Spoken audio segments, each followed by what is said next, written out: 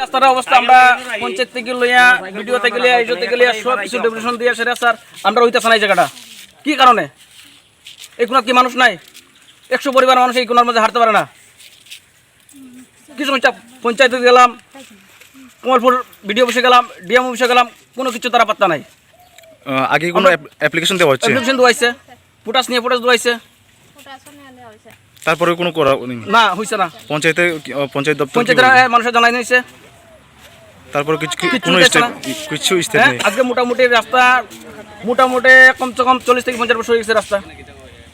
সবাই দেখতেছে সবাই দেখতেছে রাসমেলা মানুষ এদিকে যেতেছে কিন্তু কেউ গাত লাগাইতেছে না পঞ্চায়েতের মানুষের গাত লাগায় না আমরা মানুষগুলা কি আর করতেছে না তারা এখন আপনারা কি করতে চায় আমরা এখন রাস্তা লাগে আমরা রাস্তা চাই বাস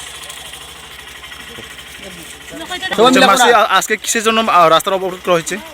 আরে কথা কই দেখো রাস্তা নাই রাস্তার দিকে হাঁটতে পারি না আমরা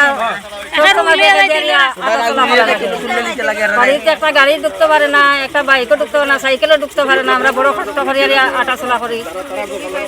ফেকের মধ্যে দিকে আমরা ঠিকঠাক আমরা বাইরে ঢুকতে পারি না আমরা বাইরে দিতে পারি না ফেকের মধ্যে আমরা থাকি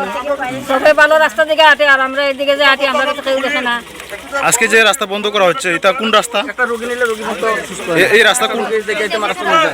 একটা রুটি নিয়ে যাইবার লাগে আমরা না এই ফেকের মধ্যে বাড়িতে এই যে রাস্তা বন্ধ করছে এটা কোন জায়গা থেকে কোন জায়গাতে রাস্তা কোন জায়গা থেকে কোন জায়গা রাস্তা এই রাস্তাটা যেটা অবরোধ করা হচ্ছে চাঙ্কাপ হালহালি